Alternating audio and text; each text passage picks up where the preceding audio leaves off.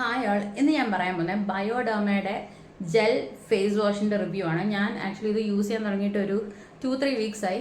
ഞാൻ ഇത് first use ചെയ്തപ്പോൾ ഇതിൻ്റെ ഒരു റിവ്യൂ ചെയ്തിട്ടുണ്ടായിരുന്നു. അതിൻ്റെ റിസൾട്ട് ഞാൻ പറഞ്ഞിട്ടുണ്ടായിരുന്നു. 1 വീക്ക് ആയപ്പോഴത്തേക്ക് എൻ്റെ ആക്നിയൊക്കെ മാറിയിട്ടുണ്ടായിരുന്നു. എല്ലാം മാറിയിട്ടില്ല, ഓൾമോസ്റ്റ് 90% ആക്നിയൊക്കെ മാറിയിട്ടുണ്ടായിരുന്നു.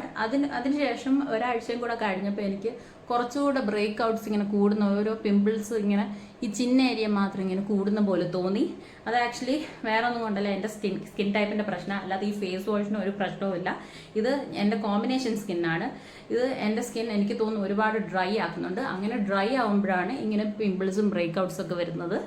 ഇത് ഓയിലി സ്കിന്നുകാർക്ക് മാത്രം പറ്റിയ ഫേസ് വാഷാണ്. അത് ഞാൻ എൻ്റെ കോമ്പിനേഷൻ സ്കിന്നിൽ യൂസ് ചെയ്തപ്പോഴാണ് എനിക്ക് മനസ്സിലായത്. ഫസ്റ്റ് വീക്ക് ആയപ്പോൾ ഞാൻ വെച്ച് ഒരുപാട് കുറഞ്ഞിട്ടുണ്ട്. പക്ഷെ പിന്നെ കുഞ്ഞിങ്ങനെ കൊമഡോൺസ് പോലെ എൻ്റെ ചിന്ന ഏരിയയിൽ ഇങ്ങനെ വരാൻ തുടങ്ങി. അപ്പോഴാണ് എനിക്ക് മനസ്സിലായത് ഇത് കുറച്ച് ഇവിടെ എന്താ പറയുക, ഇവിടെയും ഈ ഭാഗത്തൊക്കെ ചീക്ക് ഏരിയസിലും ഇവിടെ ഒക്കെ ഒരുപാട് ഡ്രൈ ആവും. അപ്പം ഓയിലി സ്കിന്നിന് ബെസ്റ്റ് ആണ്, ബിക്കോസ് ഇത് ഒരു ജെൽ ഫേസ് വാഷാണ്, ജെൽ ടെക്സ്ചർ ആണ്. പിന്നെ ഞാൻ പിന്നെ ഫേസ് വാഷ് ചെയ്യുമ്പോൾ തന്നെ എനിക്ക് മനസ്സിലാവുന്നുണ്ട് നല്ല ഫേസ് ഡ്രൈ ആവുന്ന പോലെ എനിക്ക് ഫീൽ ചെയ്യാറുണ്ട്. അപ്പോൾ ഞാൻ ഒരിക്കലും വേറെ ഒരു സ്കിൻ ടൈപ്സിനും ഈ ഫേസ് വാഷ് റെക്കമെൻഡ് ചെയ്യില്ല. ഓയിലി ടു ആക്നിക് പ്രോൺ സ്കിന്നിന് ബെസ്റ്റ് ആയിരിക്കും, മസ്റ്റ് ട്രൈ ആണ്. ബട്ട് കോമ്പിനേഷൻ സ്കിന്നും ഡ്രൈ സ്കിന്നും യൂസ് ചെയ്യാൻ നിൽക്കൽ ബ്രേക്ക് ഔട്ട്സ് വരും.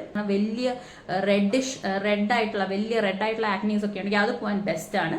കുഞ്ഞു കൊമഡോൺസും പോകാൻ നല്ലതാണ്. ഓയിലി സ്കിൻ മസ്റ്റ് ട്രൈ ആണ്, ഒരു പ്രശ്നവുമില്ല, ധൈര്യമായിട്ട് യൂസ് ചെയ്യാം. അപ്പോൾ അടുത്ത വീഡിയോ കാണാം. ബൈ.